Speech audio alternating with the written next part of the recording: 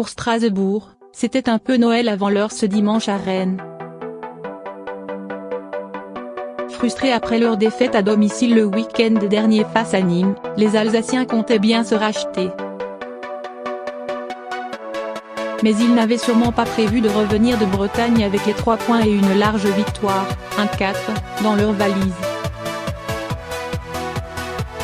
D'autant qu'avant le match, le Racing ne comptait qu'une seule victoire à l'extérieur en championnat en 2018, le pire total parmi les clubs de Ligue 1. Tout nous a réussi ce soir. Il y a des soirs comme cela où tout fonctionnait, il faut savoir en profiter, a estimé Dimitri Liénard, le milieu de terrain de Strasbourg. Très appliqué et très solide tout au long de la rencontre, les Strasbourgeois ont profité des erreurs de la défense de Rennes, qui avait pourtant ouvert le score dès la 9e minute sur une splendide frappe enroulée d'Ismaïla Sarr, le seul danger de l'équipe rennaise ce dimanche. Le doublé de Jonas Martin sur pénalty point à la 20e, Thomasson a remis son équipe dans le sens de la marche avant que l'arbitre n'accorde 2 pénaltys aux Strasbourgeois, suite à 2 grossières fautes de Da Silva et de Mexé.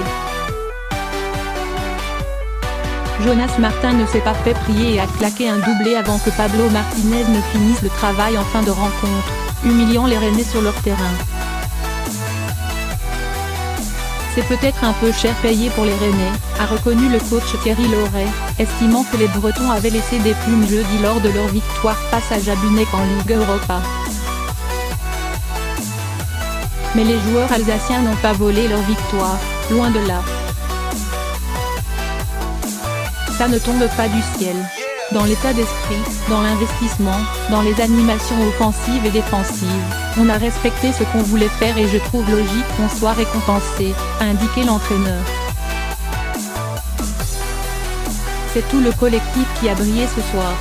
Buteur d'un soir, le défenseur Pablo Martinez a lui aussi apprécié la prestation de ses partenaires.